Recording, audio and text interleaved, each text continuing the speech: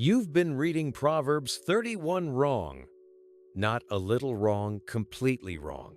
If you've ever closed the app after reading it, quietly convinced you don't measure up, it's not because you fall short.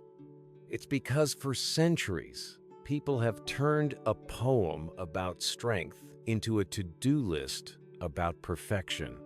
Welcome to Applied Bible Wisdom, where we take scripture out of the stained glass window and into your actual everyday life. Before we go further, if you've ever felt less than next to the Proverbs 31 woman, drop a 31 in the comments. You are far from alone, and by the end of this video, I think you'll see her and yourself differently. Somewhere along the way, Proverbs 31 stopped being read as poetry and started being read as a performance review. She rises while it is still night. She works with willing hands. She considers a field and buys it. She makes fine linen and sells it. She is not afraid of snow for her household. She watches over the affairs of her household and does not eat the bread of idleness. Read like that in a flat, breathless list. It sounds like a job posting with no closing date cook, seamstress, real estate investor, business owner, early riser, night owl, all at once, all without complaint. And a lot of women, especially women, who've spent decades caregiving, working, raising families, running households, have quietly measured themselves against that list and come up short. And it doesn't help that we live in a culture of highlight reels. Scroll far enough and you'll find someone who seems to be doing all of it: the career, the kids, the home-cooked meals, the volunteer hours. And it's easy to read Proverbs 31 as one more feed you're falling behind on, rather than a portrait meant to be understood as a whole. But here's what almost never gets mentioned in that reading. Proverbs 31 was never written as a checklist for you to complete. It's something else entirely. Proverbs 31 is structured as an acrostic poem in the original Hebrew. Each line begins with the next letter of the Hebrew alphabet, Aleph to Tav, A to Z. That's a literary device used for something meant to be memorized, treasured, sung, not filed away as a chore chart. And the phrase used to describe her, translated a virtuous woman or a wife of noble character in English, is the Hebrew phrase Eshet Chayil. Eshet, meaning woman, and Chayil, a word used elsewhere in Scripture almost exclusively for warriors, army commanders, and men of valor. Boaz is called a Chayil. David's mighty men are called Chayil. It's a word soaked in strength, courage, and capability, not domestic perfection. So when this poem opens by asking, "Who can find a woman of Chayil?" it isn't asking, "Who can find a woman who does absolutely everything?" It's asking, "Who can find a woman of valor, of strength, wisdom, and substance?" That's a very different question.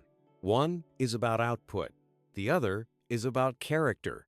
It's easy to see how the checklist reading happened.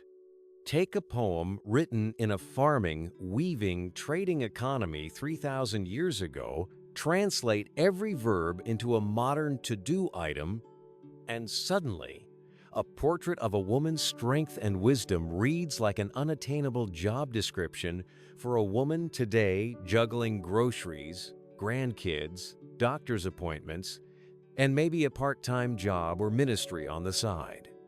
It's worth knowing that this poem was never meant to be read the way English translations often present it, as 31 separate action items. In Jewish tradition, these verses are known as Eshet Chayil, and to this day, many households sing them at the Friday evening Shabbat table as a blessing a husband sings over his wife, or a family speaks over the women in it. That's the poem's original posture, not an assignment handed down, but praise sung up.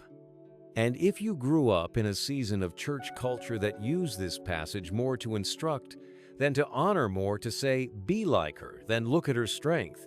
It's no wonder so many women hear Proverbs 31 and feel exhausted before the passage is even finished. But look again at how the poem ends, because this is where its real heart is. Charm is deceptive, and beauty is fleeting, but a woman who fears the Lord is to be praised. Not a woman who does it all, a woman who fears the Lord, who is rooted in Him. Everything else in the poem is simply what strength, wisdom, and industry can look like when they flow out of that root. It was never meant to be copied line by line. It was meant to point to a way of being. If you're in a season of life where your hands don't move as fast as they used to, where the household you once ran looks different now, where the career or the child-rearing years are behind you, this passage was never measuring your output. It was never asking whether you can still do all 31 verses worth of tasks in a day. The God who inspired this poem is the same God who says in Psalm 71, "Do not cast me away when I am old. Do not forsake me when my strength is spent." Your worth was never in your productivity. It never depended on your energy level, your to-do list, or how many things you could hold together at once. Paul says something similar in 2 Corinthians. Though outwardly we are wasting away, yet inwardly we are being renewed day by day. That's not a metaphor for youth. That's a promise for exactly the season you may be in right now, where the outward pace has slowed. But the inward strength, the Chayil, is still being renewed, still growing, still very much alive. The Eshet Chayil, the woman of valor, isn't defined by how much she does. She's defined by where her strength comes from. And that root doesn't retire. That root doesn't run out of energy. If anything, a woman who has walked with God for decades understands Chayil valor, staying power, quiet strength far better than a young woman just starting out ever could. So if you've spent years reading this chapter as a scoreboard, you kept falling short of, "I want you to hear this clearly," you were never behind. You were reading a battle cry as if it were a report card. A few simple shifts starting today. First, when you open Proverbs 31, view it as a portrait, not a checklist. Ask, what does this reveal about strength rooted in God, instead of, how many boxes have I checked? Second, notice where in your own life your Chayil, your valor, shows up now. It might be patience with a grandchild. It might be showing up faithfully to pray for people who don't know they're being prayed for. It might simply be getting up on a hard morning and choosing to trust God anyway. That is strength. That counts. Third, let verse 30 be the verse you actually build your life on. A woman who fears the Lord is to be praised. Not a woman who does everything. A woman who is rooted in Him. That's the whole poem in one line. Fourth, if you want to feel the poem the way it was meant to be felt, try reading it out loud as a blessing over yourself, or over a woman you love the way it's been sung at Sabbath tables for generations. Spoken that way, verse by verse, it stops sounding like a demand and starts sounding like what it always was. Someone declaring out loud that a woman like you is treasured. You are not behind. You were never meant to complete Proverbs 31 like a checklist. You were meant to recognize yourself in it, however your strength looks today. If this shifted how you see this passage, share it with a woman who needs to hear it too.